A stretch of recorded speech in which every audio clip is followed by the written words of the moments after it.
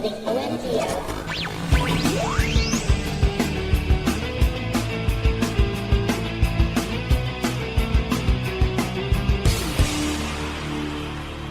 Welcome, everybody, to episode number 251 of the OMG Hour. I am your host, Sean Evans, recording today on May 13th, 2017. Of course, I am also known as Zion Tane everywhere. And I'm Jeff. Good morning, everybody. Good morning. Beautiful morning out there. It is, actually, considering that everywhere's flooded. But that's I'm looking up in my tiny little window here in my, your typical basement. I'm a gamer in my basement. I mean, how could I be any more stereotypical?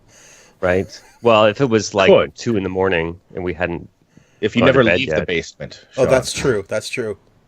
I am Tico, Mr. Second Place, also here. Happy Mother's Day Eve to everybody. Oh, is that a thing now? I don't know.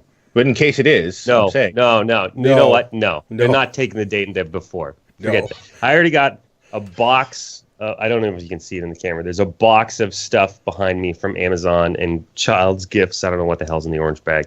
They're good. They get there one day, then back in the... Oh, wow. Okay. Okay. Jeff before his coffee, everybody. Yeah, seriously. Oh, man. Good morning, gentlemen. Jeff, I want to start with you this week because you accomplished something this week. I did. I survived the flood-ocalypse of the region today. Did you guys know that? I don't know if that got national coverage. My whole area got flooded. There's like hundreds of homes underwater and stuff like that. In your personal area? Well, in Rockland, it was only 25 houses were flooded, all down by the river. But in Gatineau, which is where I work, they actually shut down the federal government for 2 days. Wow. Because it was all flooded. There was, you know how Ottawa and then Gatineau is like just north of Ottawa and there's a river between them? The rapids on that river were 10 feet tall. It was crazy. Wow. It was nuts. Yeah, there's been flooding a lot of places. Like we weren't even allowed to cross the bridge on Monday or Tuesday. Wow. The river near my place got quite high, but it didn't start flooding. I don't think I've seen it that high in a long time. It's been pretty bad here. So obviously that means that I started playing video games. And I'm going to start really quickly with the game that I finished. Yay. Mass Effect Andromeda. Finally. You finished Mass Effect. So, were you... And what? I was going to ask if, did you think the ending was as epic as I thought it was? Yeah. Wait. Spoilers. I just bought the game. No, we're not going to spoil the game. I'm not going to spoil anything. Okay, but I'm just saying, I actually just bought it because it dropped like $30. Oh, that's right. You've been waiting on that. Yeah, yes. Yeah.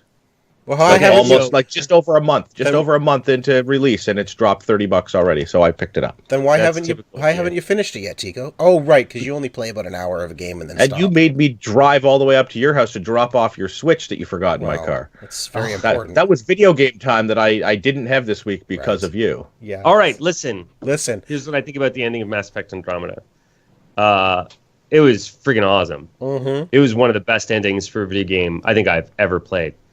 I wish the whole game was like that because I was feeling pretty down on the game, right? So I had left the game to go play something else. I don't remember what. And then I came back to the game and I'm like, oh man, I just want to get this over with. I'm going to do the next story mission. So I go do the next story mission and it gives me that warning that, hey, just so you know, after you're done this, you can still go back and do everything else. And I'm like, oh. But this is the final chapter. I'm at the end. Yeah. I'm like, I didn't even realize that. So instead of finishing the game, I went back and I finished off all the planets. So at least I got all the planets to 100%. Right. And then I went and finished the game.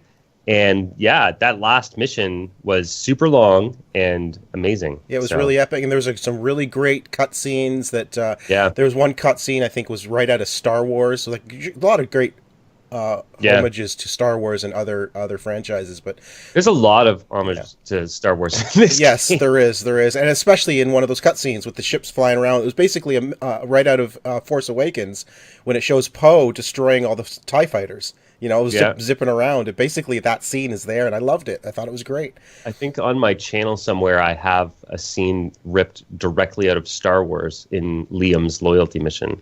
Like the first Star Wars. Like absolutely. Yes. When they're in the block, rescuing Princess Leia. Now, what I thought was that the ending still felt like part of the game. Would you agree to that? Like, it didn't feel like it was suddenly over-the-top boss battle-ish. No, it just felt like well, no, it never felt boss battle-ish. That is one thing, definitely. Yeah, that's what I was really impressed with. Yeah, they didn't have... I think it was the first time, well, maybe with the exception of 3, actually. But there was no big... I don't want to spoil too much for Tico, but the big confrontation on the end was epic without being some giant mecha guy. Right. That just showed up out of nowhere, right? Yeah, exactly. So it was exactly. good. It was good. I really liked it. Yeah, but, I mean, we got some... You know what? Listen. This episode 251, I'm going to try to, from here on in, we're going to try to maybe change things around a little bit. So, but while we're on the topic of Mass Effect, there was news this week that... oh my gosh, what are you doing? You're right? Going into the news. I'm going into the news. We're just going to talk, my friend. We're just going to talk. So, oh my God. BioWare, where is it? Oh yeah. BioWare Montreal has been scaled down and they're going to stop working on Mass Effect. Yeah. Like, how do you, now that you've finished Andromeda, how does that news hit you right now? Because, and the reason I ask is because I feel like there's so many threads in Andromeda that they deliberately left open. Yeah. Like a lot of threads that never had closure because I kind of felt, okay, they're going to do something later or in DLC or in something. And now EA is moving BioWare Montreal around. They've sent some people to the Battlefront 2 game, and they're putting Mass Effect on hiatus, and they're not going to work on it. Let's not say they're not going to work on it. Not right away. And they've got people. They're leaving some people around for support to continuing to patch the game. Right, but they're not moving into pre-production on Mass Effect Andromeda 2. Right, or DLC by the sounds of it. Yeah, that's the part that kind of bums me out, is because when you play this game, and it was weird, right? Like, no season pass for this game. Like, right. Yeah. That was so strange. We talked about that a long time ago. But it's almost like they knew this was coming. Miranda really doesn't like this game, and she was asking me what I thought, and I said, you know what? It's interesting because there was, in the game, there are several storylines that sort of need to get answered, right? There was obviously your relationship with the Ket, your relationship with I want to call them Forerunners, but that's Halo. What the hell are they called? The Remnant. Remnant, thank you. There's your relationship with the Remnant. There's your, setting up all the outposts. There's the story with you and your family. And, there's the history of the Andromeda Initiative. They started a thread there, Andromeda Initiative, and they never finished it. So, it was funny to me that the main story only really resolved one of those things. Only resolved one conflict. Yeah, and so I would love to actually see more DLC. I would love to see, now that they've had so much feedback on the game, I would love to see them have more DLC like what was included with Mass Effect 3 or Mass Effect 2 with, like Kasumi. Like, she had a really interesting DLC. Yep. I think her name was Kasumi, right? The spy, when you were, like, sneaking around playing James Bond. That was awesome. Yeah, no, I agree. I mean... It's kind of a bummer. I mean, I get that they need to finish up the games that they're on, but I would like to see some DLC. I don't care if they wait a little while before they give us a new Mass Effect game total, because they really rushed out Mass Effect 3. I don't know if you guys remember that. It was less than a year. Yes. Between Mass Effect 2 and 3, and you could really tell. But Andromeda was in development for 5 years, was it not? Something like that, yeah. So, it was a long time. And I'm wondering if maybe they feel like maybe we can take another 5 years before the next one. And since they've already got the engine and they've kind of got all the assets ready to go, it's like at this point it's more of a matter of writing the story and setting up the scenarios. But they've already got the base, the core, so they don't need 5 years necessarily to develop the next one. So maybe they can take a year or two to work on other stuff and then come back to it and still release it within a 5-year gap. Do you think maybe kind of what they're looking at? Why announce that they're going on hiatus for it then? Right. Why not just move on and people will expect it in 5 years and not worry about it. Unless people would start to expect it in the next 2 years, because of how quickly the original trilogy came out. Because there wasn't 5 years in between the first and second of the original trilogy. I think this announcement is more to tell people you're not getting any DLC or anything like that. I think you might be right there. Yeah, don't expect anything more right now. Andromeda is done for the time being. And I thought, I don't know, it seems really, really soon in the life cycle of Andromeda to just announce that. Because that's going to, one, it's going to, I think, force people to maybe not buy it at all now. And it's going to maybe force the price down, like what we just saw with it coming down $30. I don't know. I think they may have just shot themselves in the foot by announcing this instead of just letting it continue, and then maybe in the next year say, "Hey, by the way, don't expect a new one anytime soon." Did they actually announce this though, or was this inside sources? Because I want to say it was inside. It says sources. It says sources. Right. So they probably didn't announce it. They were hoping to get away with it. Well, there are quotes from EA. Oh, yeah? Oh, Yep. Okay, so they went back to EA. Anyway, so I guess only time will tell, right? I'd be curious to see next month if we get sales numbers for this game. And to see how it actually did, right? Because, like, Sean, you and I love Mass Effect, but we're RPG junkies, right? Yes. If it's got stats, there's a good chance we'll play it. and the first sentence of this article does say, in the wake of BioWare's polarizing Mass Effect Andromeda. And that's kind of true. It has been a polarizing game.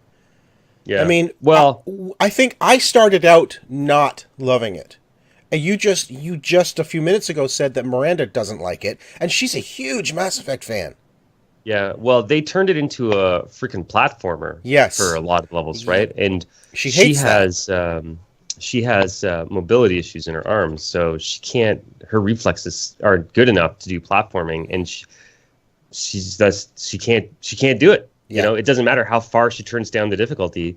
They'll never make those jumps any easier. Right. So, and it's funny, every time I got to an area in Mass Effect that felt like a platformer, I'm thinking, I kept thinking of Miranda. How much, because I go back to stuff like in Guild Wars 2, when you try to get to like those vantage points, and it's essentially a platformer, and like Miranda just couldn't do it, No. And I'm thinking, this is not good for people like Miranda, who just can't do platformers for whatever reason. And there was no need to put friggin', like, I get the addition of the jetpack, like the boost jump. I get the and the boost dodge move. Those are all great. You could still have had those without having mandatory platforming sections. Yeah, because they come in extreme handy during combat. Absolutely, and it legitimately does make combat more interesting. Like, that's kind of what I was worried about in the early days before I even started playing the game. Is just like, did we need the combat to be more action oriented? And like, no, you know what? It was pretty cool, actually. Yeah. You can get up to vantage points. In the videos, they always showed like getting in close with a shotgun and a shield, and you're like, bang, bang, and block damage. But I'm like, no, I'm going to go up to that sniper position. Right? Yes. That's kind of up high, Exactly. I'm going to boost up there. Yeah. So, although one quick thing I noticed, because you mentioned up snipers, I've noticed that in Mass Effect, if you're really far back and you have a good sniper and you start sniping the low level ket, you can one shot them. Everyone you shoot them and everyone around's like do-de-do-de-do. They don't even notice that one of their guys just got shot in the head. Yeah, no, I know. They don't even react. The only time they react is when you hit like an elite and he takes more than one hit. Now he's in battle mode. Right, so everyone else reacts. But if you could take down each of the low-level cat one shot at a time, no one even notices. I'm like, that's interesting. I'm going to say one last thing about the whole experience now that I'm done. Is that, so aside from I don't want it being open world or platforming anymore, I would also like the original class system back. Yes. I don't think multi-class was worth it. I think that I think we lost something by losing the special abilities from the original classes. How tech shields or time slowdown, or I think singularity is actually one of the only ones that made it across. But we lost something when we lost those classes. Well, because I felt that there was never a true need to switch classes.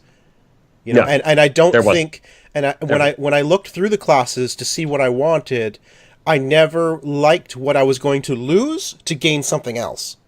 Yeah. You know, like lose 50% shield and 50% health. I'm like, why would I want to lose 50% of my shield and health to get like 25% boost in something else? Yeah. Like, why would I ever do that? It just, I never had to change my class. So it felt like a useless idea to me. All right, let's switch over to Tico for now then. Tico, why don't you tell us? what is going on? Jeff with has the more show? stuff. Jeff He has has more stuff. We'll come back to Jeff. Oh, we're coming back to We'll Jeff. come back. He's Listen. making changes on the This is fly. weird, Sean. This is very weird. We're not comfortable with this. Well, get All right. comfortable. I'm All right. gonna juggle things around here. All right, so we have to this is like in school where we have to make sure we're prepared in case we're called on. Yes, I want you to tell me. I I was napping. Sorry, could you repeat the question? I was napping. I feel the need for sports talk. All right, let's talk sports talk. Jeff, you can go to sleep now. Yeah, I might go get some more coffee. I'm out early. So What if we I were could pay my we were kids? provided a review code for NBA Playground. So immediately Sean sent this to me because Yes, it's sports. Immediate. So NBA Playgrounds is a new game that just came out in lieu of the NBA playoffs on right now. It is Are they? reimagining of NBA Jam. Are the it Raptors is- winning? No, they lost already.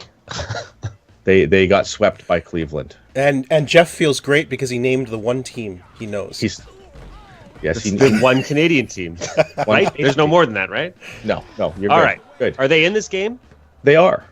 Every NBA team is in this game. So the roster is made up of a couple of members of each current team as well as NBA legends. So like the old players are back in this. So you've got Shaquille O'Neal and Allen Iverson and Jason Kidd playing again. So I'm just Jeff's face just went by. I know none of those names. No, I know Shaquille O'Neal because he had a game, Shaq Fu, right? That is true. He did. Right. See? He did. And that's making a comeback apparently. And Michael Jordan. He's Michael Jordan, that's right. Yes, he's baseball, not basketball player. He is not in this game because Michael Jordan actually has his own independent licensing deal that companies would have to deal with in order to get him into the game.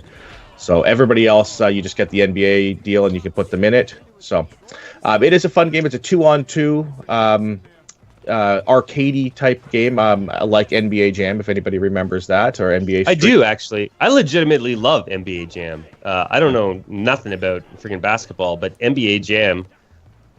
Boom shalaga laga. You remember that guy? That is announce it? basically exactly what this game is. The shooting is a timing based shooting, so you have to release the ball at the right time to get it to go in.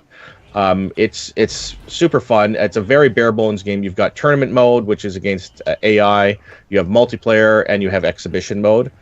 You unlock new characters, new players by winning games and unlocking experience. So you can actually open packs to get new players. Nice. So this is all taking place on, as the game suggests, on a playground instead of in a. Yes. Yeah, this is a all of the courts. This is the New York court. There's a Tokyo court, a Paris court, and a few others. They're all sort of themed outdoor basketball courts. And I'm the surprised characters they went international with the courts instead of just across America, where the basketball is super popular. Well, Would they want to play in Paris, or would they want to play downtown LA? Well, then you got the Eiffel Tower and stuff, right? I'm sure. Yeah, you get your Japan, which you've got your pagodas and cherry blossoms in the background and stuff like that. It's just it gives them allows them to use some different art styles. That way, it's like not that. just a city every time. Exactly. So I have to say that the visuals on it, or the aesthetics, it's very I'd say like cartoony. It's very cartoony. And the big characters, the characters kind of remind me of NBA pop figures. Small body, big head. Yeah, and it's a really fun game, and the characters look like their NBA counterparts. You do have they look like the pop figures of those characters. So there's different things where you can get, so you can like score more points if you hit like the triple up spots and stuff like that. So there's like boosts and bonuses. The one thing I did notice about it is there is an elastic AI in this game. So like I've had games where I was down like 15 points and all of a sudden the other team can't hit a shot and everything I'm shooting goes in, and vice versa. So most of the games are pretty close. They're all within a couple of points. I think I've won a couple of games by like big margin, but a lot of the time it seems that there's an elastic AI that allows you to come back. Even if you're down quite a bit in the last minute of the game. Now, it seems from the video you're showing that a lot of it it's a 2-on-2 from the looks of it. Is it ever more than 2-on-2? No, only 2-on-2. And it also seems to be geared around those big shots, like the fun, It's all big, elaborate dunks, guys jumping up, spinning in the air, flipping and stuff like that, and doing these huge dunks. If you time your dunks just right, you can get an extra point on them. Same thing with your 3-pointers. If you hit it just right, you get an extra point. So it's basically an arcade NBA game.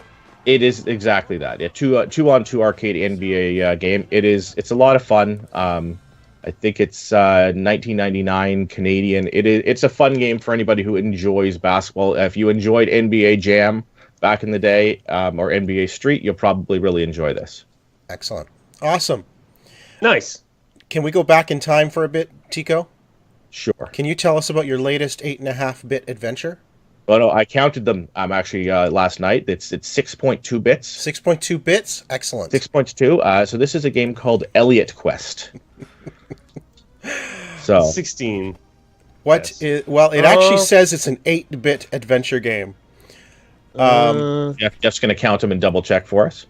So you play Elliot. Your wife apparently dies at the beginning of the game, and that's sad. To you. Well, it's a little sad. I mean, if she doesn't, then it's kind of a boring game because you're just sitting around, playing house in 8 bits. 8-bit house. So your character Elliot decides he can't go on without his wife, so he throws himself off a cliff. Only to find out that he cannot die. Oh, good. So he is cursed with some sort of a demon curse. So he is slowly turning into a demon. So he can't die at all. So every time he dies, you're basically trying to gain experience and stuff like that to finish the level to try to finish the game with dying as little as possible. Because every time you die, you become more and more demon. So you actually get a little bit stronger, I think, every time you die because you're becoming more and more demon. So the idea is to kill as many enemies as possible to build up your XP so you don't die, to try to get through the game without actually dying. I've died many times. Is this a roguelike, or is it just you die, you have X number of lives? You have it's unlimited lives. Like you cannot, like if you die, you go back to a checkpoint. Okay. So it's not roguelike then. No. So everything has happened. You lose XP, so you are gaining XP as you complete the game. As you kill guys, you're gaining XP, and as you die, you get XP lost. So a portion of the XP that you've collected will go away. There is there's a whole RPG system where you can level up like the distance your bow can go and stuff like that. It's really reminiscent of a Zelda game, but the one that nobody really likes. Oh, okay. It's really reminiscent of Link's Link's Awakening. Yeah, I think you're Link's right. Awakening. So Link 2? Zelda number 2. Okay. So it's a side-scrolling adventure game. You find different items and you have to figure out. It doesn't really hold your hand at all. It doesn't tell you what do you do with these items. You find items as you go through. You get the wings of Icarus, I think, so you can actually do a double jump. So you can jump and then flap your wings a little bit. You get your bow and arrow. You can upgrade the distance that you can fire your bow and arrow. You can update the amount of damage it does as you level up and get XP. And so, how are you enjoying the game? Is it worth checking out, or? Die a lot. I'm not great at these platforming segments. I tend to get hit a lot by things. It's fun, but I'm not good at it. If that makes any sense. People who are good at games might enjoy this a lot more than I do. the hit. Why didn't you just shoot him? Why'd you try to jump over him like that? I thought because it doesn't explain a lot to you. For the longest time, I thought you had to shoot them in the back to kill them, but apparently you can shoot them in the face or in the back. It doesn't really matter. Oh. So like I was these skeletons, like I spent like 15 minutes trying to jump over every skeleton to shoot them in the back, whereas I could just shoot them twice in the face and it's fine. But why would you think you had to shoot them in the back? Because I shot them in the face once. Because if you shoot them in the back, it's one hit. If you shoot them in the face, it's two. Oh, So gotcha. I shot them once in the face and nothing happened, and then I shot them once in the back, and so I mistakenly assumed that I had to shoot them in the back. So I was jumping over these skeletons for like 20 minutes, trying to figure that out. And All right. again, I die a lot. The hit detection is a little off as well. All right. We get it. So You suck. I suck at games. Okay, I suck. At I games. think that's exactly what we're saying here. I think All everybody right. says So that was Elliot Quest and Jeff. Did you count the bits? How many bits was in there? I did. It is not. Well, I mean, it depends how we're quantifying 8-bit, right? So the character sprites do have 8 colors in them, but that's actually That's 16-bit. if it was NES, it would be you could only use 4 colors on the sprite. So it Right. depends which way they're measuring. You couldn't play that on an NES. Let's put it that way. Fair enough. So it's 8.5-bit then. Whatever. What's next, Sean? Where are we going? I'd like to go back to you. Okay, what do you want to talk about? Well, what did you play next after Mass Effect? Heroes of the Storm. For good reason. So last week I was talking to you about how, like, I got to go play Heroes of the freaking Storm Yes. to unlock stuff for Overwatch, right? So, sure enough, I did spent a few hours playing with Oliver. I downloaded and installed it, and I have not touched a game in almost a week. Yeah, eh? Yeah. Well, I'm also walking Miranda through this Heroes of the Storm. So play it, get past the first 2 tutorial missions. We'll let you know when we're grouping up, and then we can all do it together. So what is it exactly? Okay, Heroes of the Storm is a MOBA, and I've learned a lot about MOBAs, and I've been made fun of for playing this particular MOBA this week. Thank you, TJ, because apparently this is like the least cool of all the MOBAs to play. Yeah, but there was only one reason to play it. But there's only one reason I to want play that it, which is to diva unlock skin. stuff in Overwatch. Yeah, But I have exactly. learned stuff about this MOBA, so I will tell you the stuff that I have learned about this MOBA. So, unlike League of Legends, this MOBA is a little different. So in League of Legends, we all know we have one map, right? There's only one map in that whole game. I don't know. Is that true? Okay. Did you? I didn't know. No, I don't know You didn't anything that? about it. There's only one map in League of Legends. Okay. And that sounds the boring. big differentiator. You know what? There's a lot of controversy around that one map. Lots of people like it. There's some people that don't like it. But League of Legends is very different, where you are buying items all the time, and like you've got way more heroes and stuff like that. Heroes of the Storm is very different. Heroes of the Storm is sort of designed around the maps, and the maps aren't all the same. So in a typical MOBA, you've got, Team A and Team B, and they have a base, and there's a bunch of paths in between, and then there's towers that you have to destroy along the way, and every once in a while you've got little guys that spawn from your base, and they walk mindlessly towards the other base, right? And then you got to try and let them do most of the work, and there's a lot of going back and forth about like pushing, but then there's a lot of falling back because you don't want to die, because if you die, it gives the enemy team a lot of experience, which lets them level up faster. So there's a lot of strategy in it.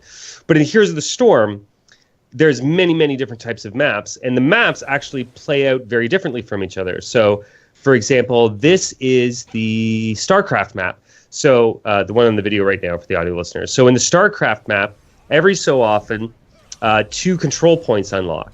And then you go and your team has to hold those control points for a certain amount of time.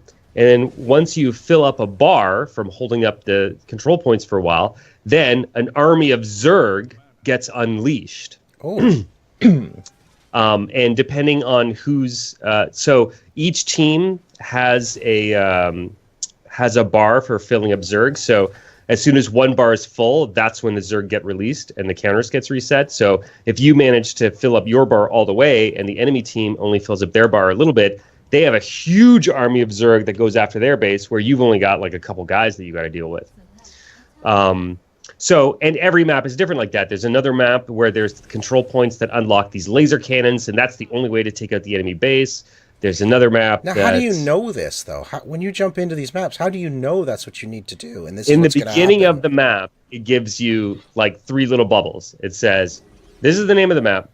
This is the objective. This is how you do the objective," and something else. So, and there's a rotation for maps apparently. So it doesn't like, even though there's a whole bunch of them, in any 1 week you'll only be dealing with a very small number of them. Okay.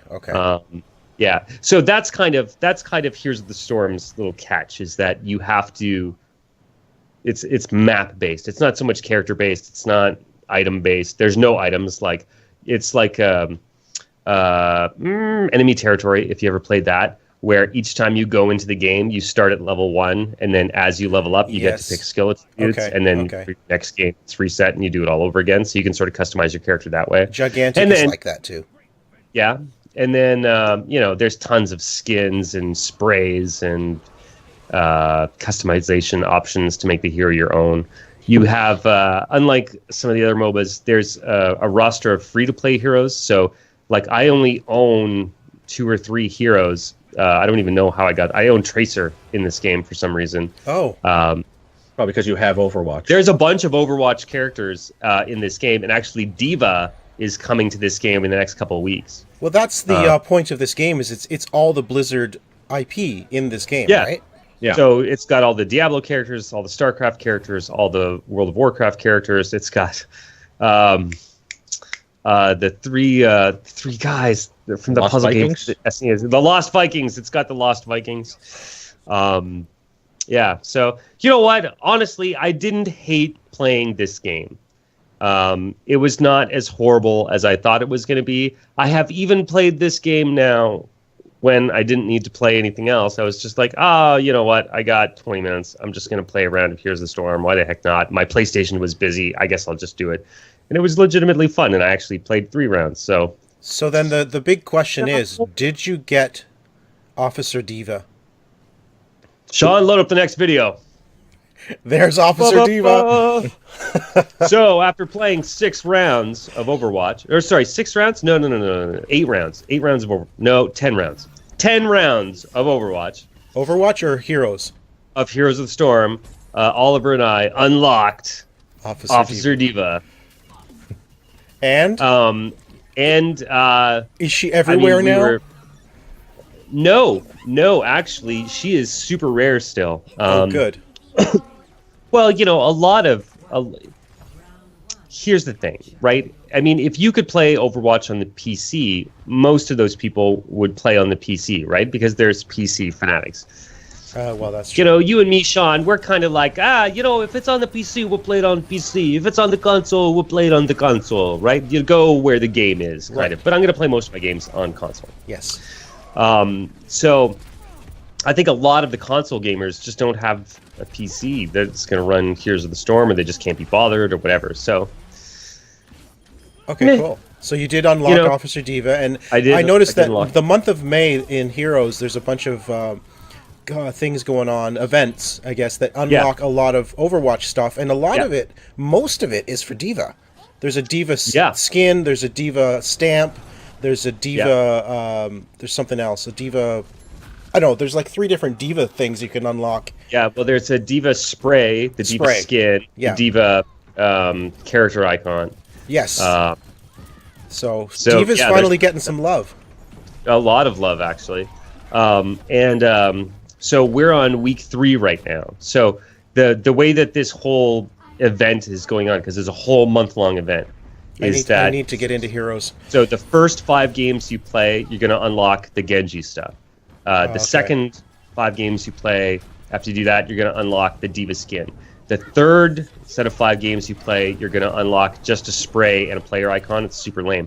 But starting next week, when week 4 rewards open up, the next 5 games you're going to get are going to get you 10 loot boxes in Heroes of the Storm and 10 loot boxes in Overwatch. Nice. So, yeah. Awesome. So it's definitely, if you're an Overwatch fan, it's definitely worth it to go in. And speaking of Overwatch, I don't know if this is in the show notes or not, actually, but there is an anniversary event coinciding with the end of the Heroes of the Storm event. Excellent. So a whole new set of skins and all that kind of stuff. And you know what? If you guys, again, I know I talk about Overwatch oddly, but if you've never played Overwatch, definitely go check it out because it's so much fun. is a versus game for people that hate versus games. It is. I can attest to that. Absolutely. Yeah. Awesome. Well, one final thing that Tico and I want to talk about. So Wednesday night, Tico and I had the opportunity of going to Toronto for the Injustice 2 launch party. We got an invite from Warner Brothers, so we got to play Injustice 2 before its launch date, and it was a lot of fun. It was. I beat Tico's butt like three out of 4 times. We clearly discussed this already. The 3 times that you won were warm up matches and did not count towards the official tally. Right. And then we went live for an actual legitimate match, and I won. So 1-0 for me is the official rank score. Sure. Of this game. That's how Chico sees things. Nothing counts until he wins. Exactly. That's how things I see work. you went to the Jeff School of Gaming Logic. This is excellent. Yeah, it worked out well.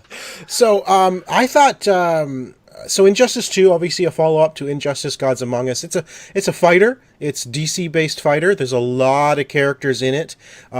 They've also got a companion app available for Android and iOS.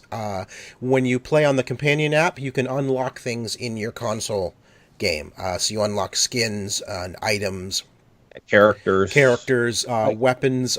So some of the things you can unlock this time for your characters is not just new armor. You can unlock armor, and there's like, what did he say? Like Ed Boon was there, by the way, from NetherRealm Studios. Which was really cool. Oh, nice. Yeah. Did you get a picture with him? We didn't realize that was happening. You could have, but there was an we didn't official. Want to bug the guy. Figured he's at a party. We don't want to bug the guy, and then find out there was an official photo op opportunity that we didn't even notice. Yeah. I know. But we did get something pretty cool, though. We got you know what? I should have brought it down. It's we got a steel case for Injustice 2 signed by Ed Boon. Nice. So that's kind of cool. But the game itself, what's neat about it is you can add something like hundreds of different armor to your characters to completely customize each character you like to play. Oh, really? And you can that's get super cool, actually. Yeah, and you can get new weapons and stuff to use in the game as well. So it really changes up how you play that character. And one thing I noticed right away is that each character really does feel different when you play them. Right? Yeah. Like, I find in past fighting games, they all seem to kind of control the same, at least to me, but, they'd have their own powers, but the moves to get those powers are the same. Whereas I felt in Injustice, it still felt like each character was different. Did you find that, Tico? Yeah, like you have your different types of classes. Like you have your big lumbering player characters, and then you have your quicker, smaller characters as well. And it really did feel a lot different playing through as the different ones, and even from different lumbering characters to different lumbering characters, they had sort of different move sets and stuff like that, and different advantages. Some of them jumped better than others, and the one match that I did win was when I played one of the quick characters. Every time I tried the lumbering characters, I just was too slow to do anything. So, well, Wonder Woman's not lumbering, by the way, but she got defeated by Supergirl. Lumbering is, I think the big difference in that Wonder Woman Supergirl matchup was that I missed my my super when I went to hit my super. I did it when he was too far away, not realizing you had to be up close. And that's real quick. The supers in this game are like, in some cases, literally out of this world. So Supergirl grabbed Wonder Woman, punched her, flew her out of the atmosphere, grabbed her, threw her in space, and then I beamed her back down to the planet, and then came down and smashed on her head. And I'm like, it was pretty darn epic. That was her super. Sounds amazing. Yeah, the super moves are pretty impressive. They will knock you sometimes into different levels of the same fighting arena too. So it'll knock you through the ground to like the basement of a building. Yeah, or something like that.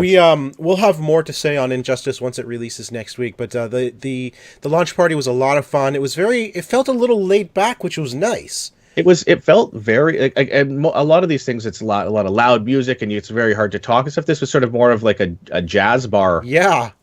Thing. It was very quiet. There's a guy playing piano. It was very classy. Actually, it was very classy. They had some great artwork there, like a lot of DC artwork and huge banner for the game.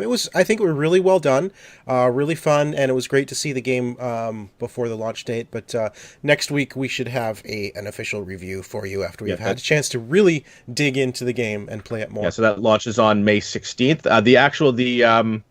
The mobile companion app, well, not really companion app. It's available now. It's available now, iOS, Android. As we speak, it's right there. It's over halfway done. Nice. Yeah. So there's a campaign and story mode in that app as well. And again, as you go through, you unlock some stuff that will carry over to the main game. So worth getting as a free app. Yeah, for sure. And if you do pick up the game, like Tico said, whatever you unlock in the companion app will move over via your Warner Brothers ID once you log into it. All right, gents, let's move on.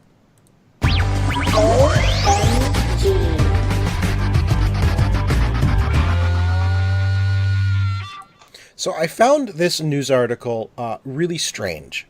It has to do with Nier Automata, which is a game that I played at PAX East. Really liked what it was. I haven't played the full game, but I liked what I saw there, and I may pick it up later, if it comes down in price. I got a friend that plays this game, and he says that it's amazing. He actually finished it, and then went back instantly to start it over again, because he loved it so much. And that's what I want to talk about, because when you finish the game, you get a message that basically says, "Thank you very much for playing Nier Automata. We have a special message for you. The game has several different storylines that change each time you play. You have witnessed the A route. But there are still many more story elements and changes to the gameplay systems you have not seen yet. We highly recommend you play through the game again to witness the full Nier Automata experience." But here's the weird thing. When you decide to start the game again, it doesn't start from the beginning. It starts from where you ended. So why is that the ending to begin with? Like, what? I don't know, man. Like, friggin' Japanese devs love to do weird stuff like that. Yeah. And this is what's the name of the company that makes this game? This is Square. Platinum? Square. And Platinum. No, I think it's Platinum. It's Platinum. Yeah. Platinum loves to do weird stuff like that, right? So, like, we've all seen totally sounds like something they do, or Kojima would do for that matter, Yeah, that's true. I mean, we've all seen New Game Plus, where you start again, but you start the game again, and you may experience something different based on your decisions, but to actually start from where you ended to begin with, so obviously you literally have not seen the whole game, because they just ended you right in the middle. Or well, I mean, it just seems weird. You could literally start the game again, end there, and then something that happens brings you back to the beginning of the game. I mean, I have no idea. There's not nearly enough information on this, but I knew there was different endings in Nier. I just didn't realize that's how they did it. Do you have to play the game like 10 times to see all the endings? Or, I mean, obviously you do, but what I'm saying is, like, if I'm like, I want to go after ending D, can I like finish the game once and then go after ending D, or do I have to go B, C, D, E, D? I don't know. Is it conditional? The ending that you get, is it conditional on actions that you take? I think it's conditional on what you've done and how you've performed in the game. I'm not really sure how they do it, because it's just an action game, right? Yeah, so like, could you go back through and end up with ending A again? I don't know.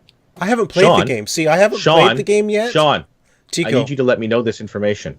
I don't. Sean, can you please play the game and beat it twice by the end of next week? That would be great. Three times, just so we get a sample size. Yeah, no, that's a good idea. 3, 4 maybe. Okay, good. 5 by next week. Is that what you're saying? Yeah. Okay, good. Oh my gosh! So let's talk about BioWare again, because obviously we talked earlier that they've put a hold on Andromeda and any sequels to Andromeda and DLC. That's Mass Effect Montreal. Yes. This story is about, that was BioWare Montreal. This story is about BioWare proper. Yes. The good old boys and ladies in Edmonton. Yes. So tell us what this is, Jeff. Well, I haven't read this article in a few days now, so let me just refresh my memory. Okay. So there was BioWare's next big game, which sounds actually a lot closer to a game more similar to Destiny. Yes. So Yeah. it's got like more like RPG elements, but it's connected, so you're going to have multiplayer stuff going on in there. But it's not always going to be connected. Like, it's not an MMO. It's not a role-playing game. It's more action, RPG elements and stuff. I mean, if you were going to explain Destiny to somebody that had never played Destiny before, what would you? That's how you would describe it. That's right? it. Yeah. So basically, the description of this new BioWare game is Destiny. Yeah. So in the investor call this week, they've announced that while it was expected to come out by the end of the 2017 fiscal year, which I think is actually Q1 2018. Yeah, by March 2018. Yeah, originally. They're now saying it's going back to March 2019. 2019, yeah, up to a year. Yeah.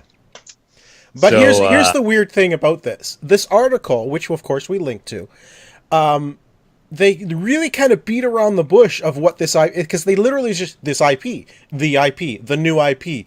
Like, they can't say anything about the IP except that it's been delayed.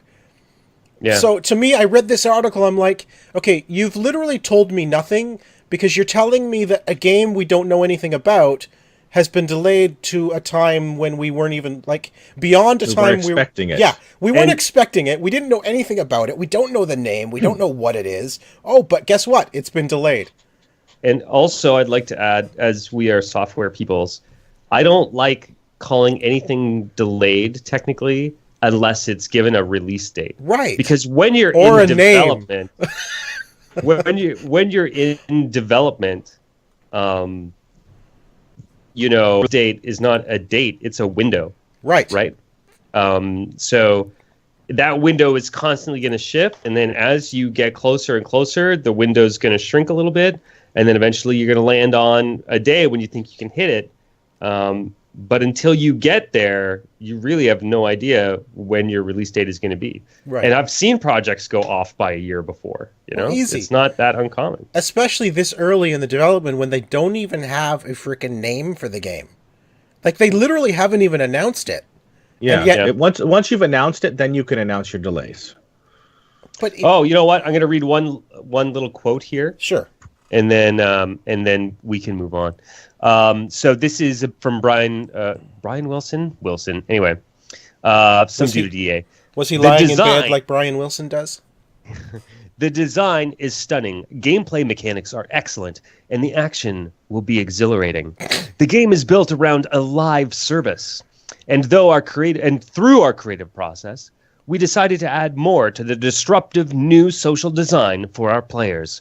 To accommodate that, we are moving the launch date from this project into fiscal 19.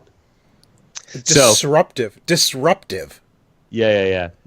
I feel like they have to have their PR team write all their finance review stuff now because of how many people sit on those calls. But anyway, it'll get here when it gets here, and hopefully it'll be better than Mass Effect Andromeda. Which had a great ending, which almost made up for some of the boring bits. It does. No, I absolutely agree. The ending of Mass Effect Andromeda made me love the game more than the game itself did. Like, seriously. You kind of, like, well, whatever. But I am still disappointed that they're not doing anything else with Andromeda right now. More Nintendo Switch news. EA has decided that Nintendo Switch is selling well enough that they're going to support it beyond just FIFA. Ooh. It's funny, this article we're linking to, it says EA goes from cautious to bullish on Nintendo Switch support. But when I first read that, I was not clear that the word bullish was a good thing. Like, it doesn't sound like it's a good thing. Would mean stubborn, in my opinion. Right. Like, and yet what they're talking about is that EA is they're happy with how it's selling. They feel like it's got a good customer base. So they are seriously looking at bringing other games to the platform. So apparently that's what bullish means. I don't know. Yeah, I mean, who knew, right? I didn't know that either. I thought I was linking another friggin' Nintendo slamming article, but it turns out to be a good article. Right. Hey, I guess that's good, right? That's great. I guess that's good. So I suppose we'll see at E3 if they actually have some title announcements for the Switch. They're actually going to E3. They put out an E3 save the Nintendo. date thing. Nintendo? Yeah, Nintendo. Yeah. Well, they're doing Treehouse again, right? Yeah. Well, last year they distanced themselves from Right. E3. They held their own event, but Across they were the like, street. not E3. Now they're like, oh, it's E3 Nintendo again. I think it's actually E3.Nintendo.com. Yeah, So- no, they're going to E3. They're doing Treehouse. They're going to do another Nintendo Direct because they want to be showcasing Super Mario. What's it called? World? No, Odyssey. Odyssey is going to be playable on the show floor this year. So nice. they're going to be showcasing that a lot. So yeah, we'll see. So, speaking of the Switch and how amazing it is and how much money you guys spent on it for no games. So tell me, how is Mario Kart 8, guys, which you obviously bought? I did not. Tico? I haven't even opened my Switch yet, so His Switch is still right behind him, unopened. It's unopened. Oh, man. Tico. I know. Tico cannot pull himself away from those achievements. I have a serious problem. I'm aware. Well, it's not even so much that, but when I'm playing, It's that. It's definitely that. No. Do you have a multicolored one or a gray one? Multicolored one. So do I. I don't like the gray. I'm looking for the gray. I've seen It was funny. I've seen the gray, and it just looks boring. Honestly, Gray. yeah, That's what I want. I don't want no rainbow freaking controllers. I want boring professional. no, Look, the red and blue ones. I have they look Lenovo good. laptops. Like So- the most boring of all the little laptops. I'd like boring, subtle, No, not the colorful. The gray. See, now if it were black, I'd probably say yeah, give me the black one. The fact that it's gray against black. That's what looks off, because the console itself is black. And then you've got these gray, boring controllers on the side. It looks super boring because it's gray on black, Yeah. right? Whereas you throw the red and Yeah. the blue, like neon, against black, and it looks good. But if you were to give me black on black, I would have been like, yeah, give me that one. For sure. It was funny. I got an email from EB Games. I'm sure we all got the same email. And they were like, get a deal on your Switch when you trade in one of these old consoles from like the Wii U. And I'm like, I have a Wii U. I would love to trade in a Wii U to get a Switch. And then you call up EB Games and they're like, dude, we don't have no Switches. Right. We don't even know why they put that in there. Right? And on the phone, they were not Mexican, but in the email, they were. Is that right? Well, when you call them, where I'm in a French town, so they're like, "Hello, welcome to the AB Games. We sell the video games, le jeu de video. Right? Oui." Right? But obviously, the people that put the things together. I'd like a Switch and like, no, Switches here. That's not Quebec people. Quebec people don't go. Well, they do in my mind. No. They don't really. No, know. now, Sean, you've offended French people now, apparently. Apparently. What Jeff did was just fine, but what you've done has offended the French. I offend the French on a regular basis just by not speaking French in their town. He offends them by crossing the border every day. I offend them greatly. They ask me for help, especially old French people. Old French people in Gatineau, they like come up to me and they ask for something. I have no idea what, and then I have to say, "Oh, I'm sorry, I don't speak French." And then, boom! Explosion. It's like Bloc Québécois just attacking me, just right now, just like this, and it's freaking terrible. And they're just yelling at me, and I'm like, I don't know what to tell you because I can't understand you. You know. So, do you actually say, "I don't speak French," or do you say, "Je ne parle pas le français"? No, I say I don't speak French. Oh. Well, you should get one of those apps on your phone. Right? You just speak There's into it and no. it translates for No. you. There's Look, an app for I don't- that, Jeff.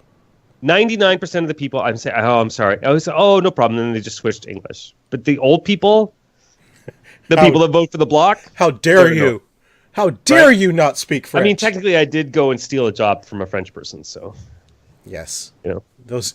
I understand their pain. But both my kids speak perfect French, so like, I'm fixing it. You know, it's not my fault that my parents didn't put me into a French school. Do you want to talk about games? Let's talk about Yeah, games. let's talk about games. Let's talk about Microsoft has confirmed they're going to allow keyboard support for Xbox One games. I saw this. I'm like, but why? I don't want. All I can imagine is games coming out for Xbox now that use WASD controls.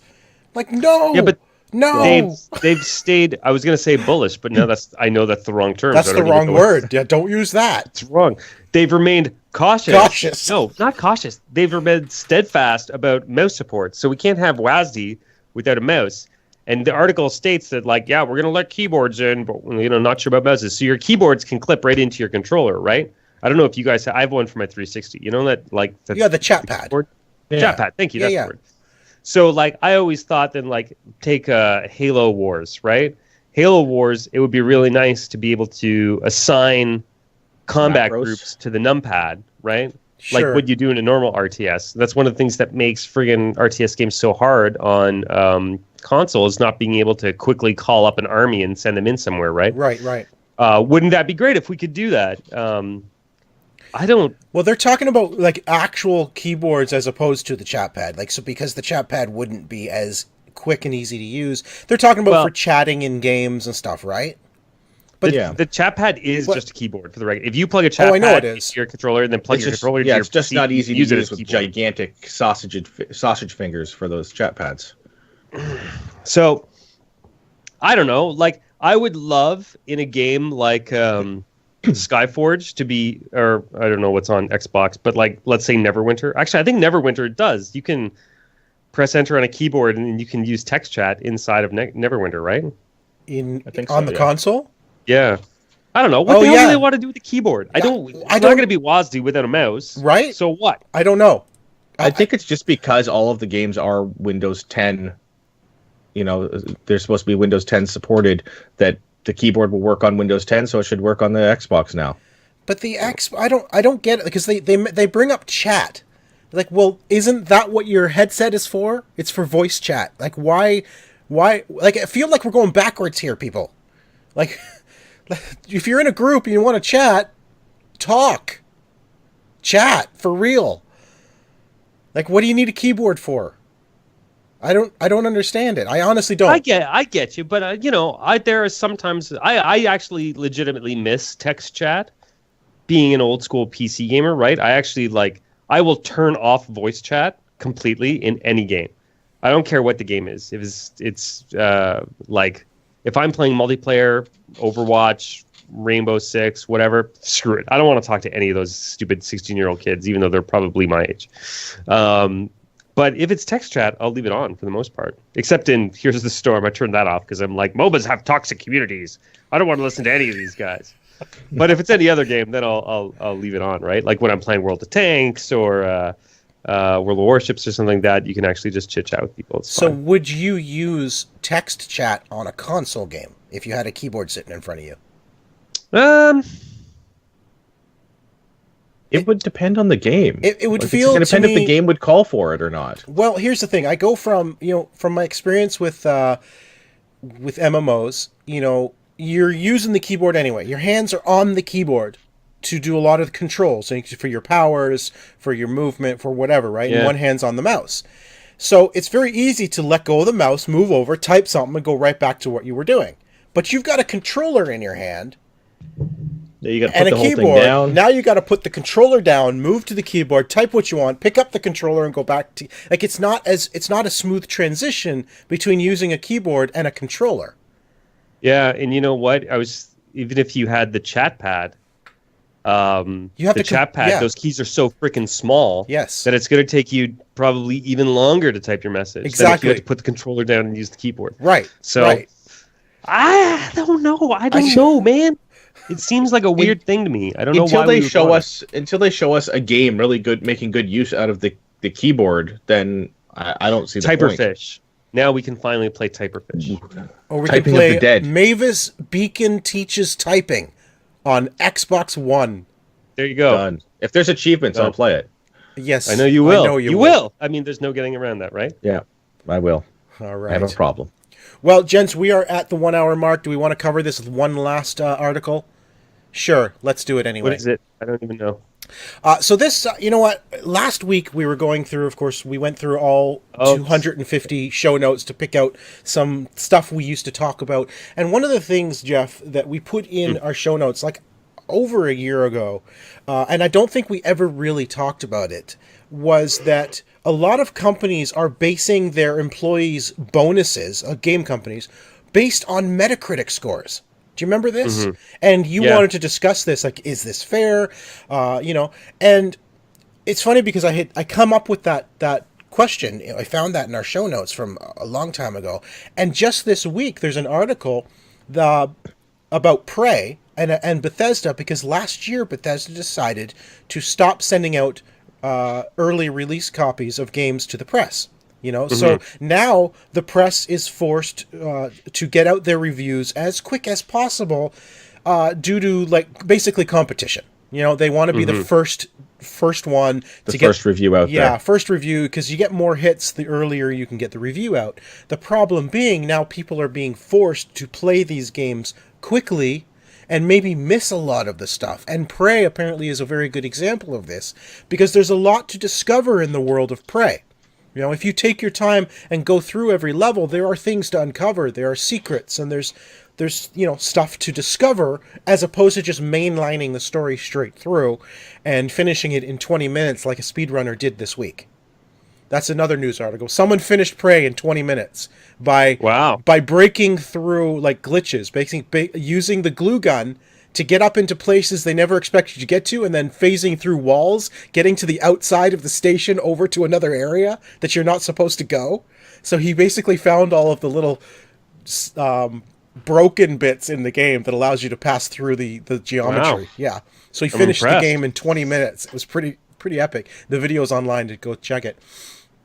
The article goes on to say, because of this, people are, a lot of outlets, the big outlets, IGNs, the Polygons, they're rushing through the review to try to get it out in a timely fashion, and because of that, maybe it's getting not as good a review score as it could, because People are missing stuff. You're missing stuff. You're not getting the full experience. Is that Bethesda's fault? Maybe, because they waited so long. The reason I'm saying this, it brings us back to our discussion, is that these scores could be lower than anticipated, which affects the Metacritic score, and in turn affects the bonuses of the people who built the game. Could affect the bonuses. It could. I think this is one thing that we need to, I want to point out. So in the article, this article, by the way, is from Kotaku. Yes, it is. Who is pretty much the dregs of the gaming press. I know. In my humble opinion. One of the things that he's doing is he starts drawing parallels between two things and then ends up assuming them by the bottom of the article, where he talks about the review scores and the Metacritic, and then he draws in how, like, a long time ago, people were getting, there were stories about how, what you were just talking about, Sean, which is there were stories about how people's bonuses were getting tied to their Metacritic scores. But there hasn't been a story like that in a really long time. So it's really hard for me to say whether it's still a problem or not, because, those articles were so long ago. There was so much bad publicity around it. Would they still keep that? Also, it's really unfair. What kind of humans would actually do that? No, it doesn't make sense. I agree. Like, the question is, should they be based on Metacritic? No, I don't think so. No.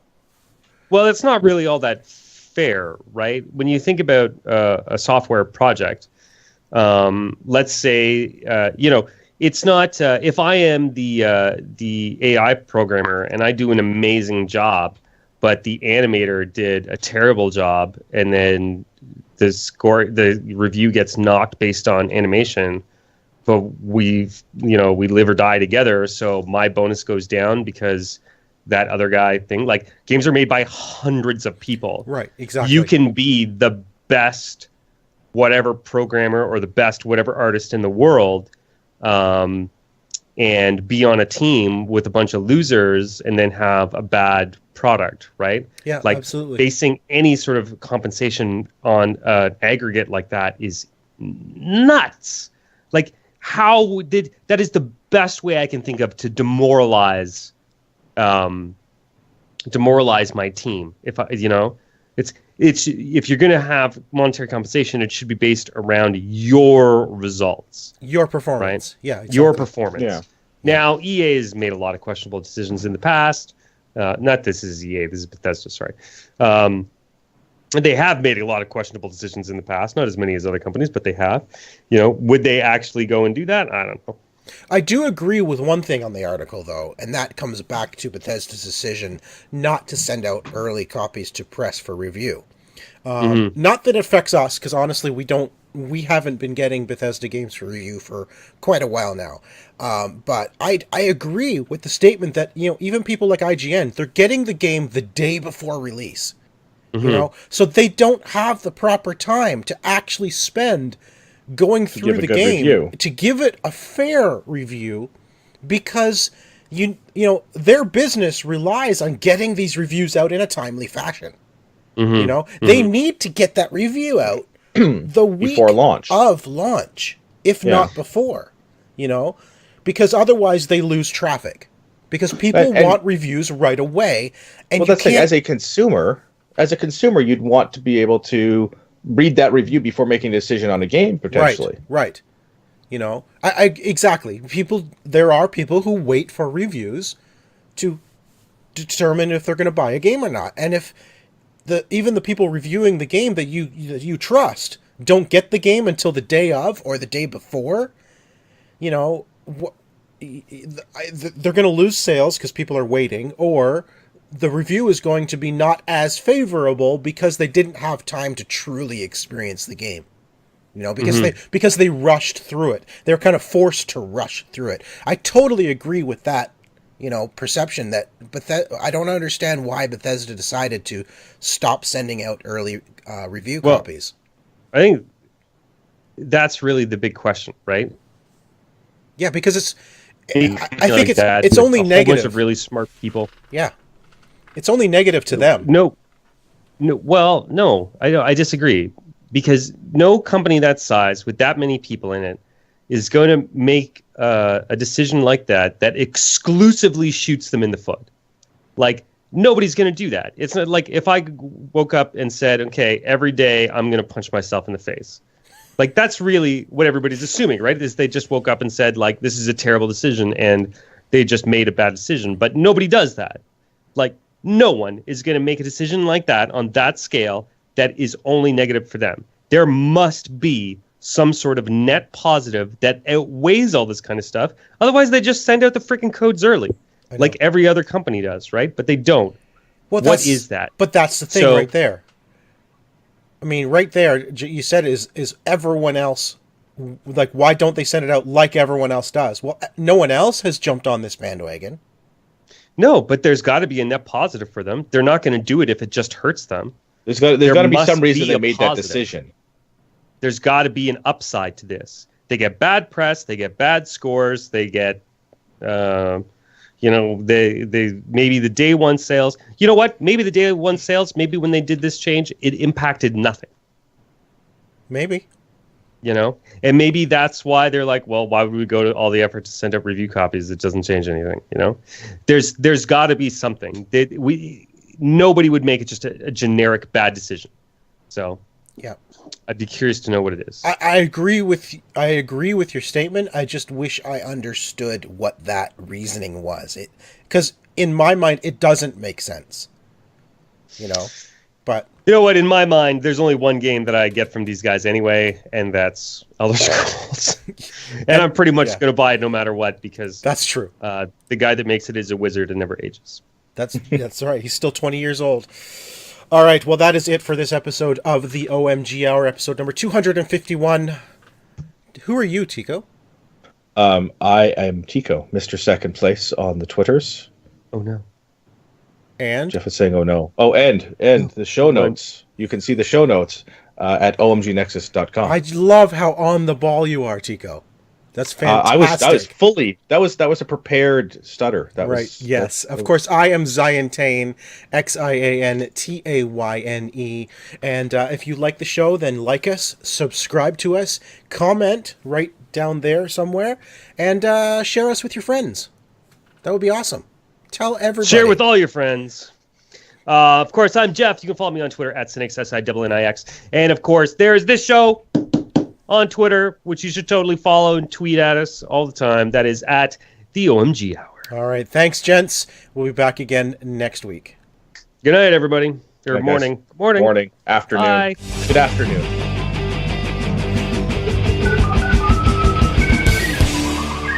Good whatever, I guess. This has been an OMGNexus.com production.